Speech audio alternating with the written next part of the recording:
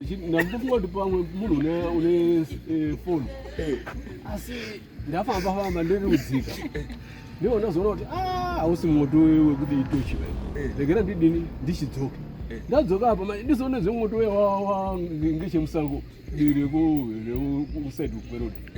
ndipo kuna mhanyaso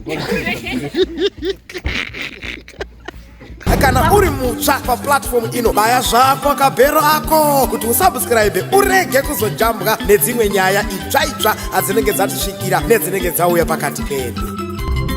Chipoko padare mukuru wavo vanga vabva zvavo kupinda mudare nyaya yavo yapera, saka vakaitawo munyama wekuti nyaya yavo yakazopera kwakudoka kuma 88 vavati regai ndichifamba ndichienda kumba. Ndakazongoona murume mukuru achidzoka achimhanya padare achiti ndisangana nechipoko. Regai tinzwe zvese iri muvhidhiyo iyi.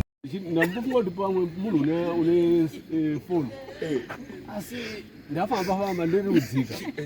ndiona zoona kuti hausi moto wekuti itochi regera ndidini ndichidzoka ndadzoka apa ndizoona zvemoto wawa ngechemusango rekusaidi kwerodi ndipo kuna mhanyaso ndomuzobverepo harawaso mabhanga aguka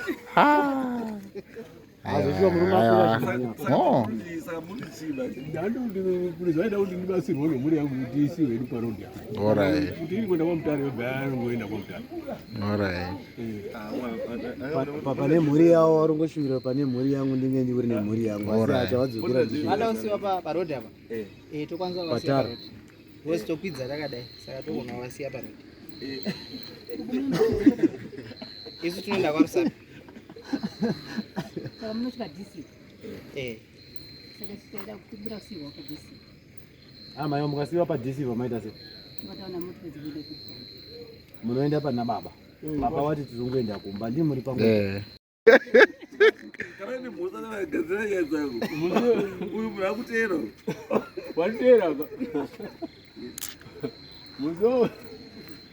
musi uyo ndiri kuya ndinomuka kuti muchandikurudzira unditi tonge achivasikati yatofamba usiku semunhu wapona.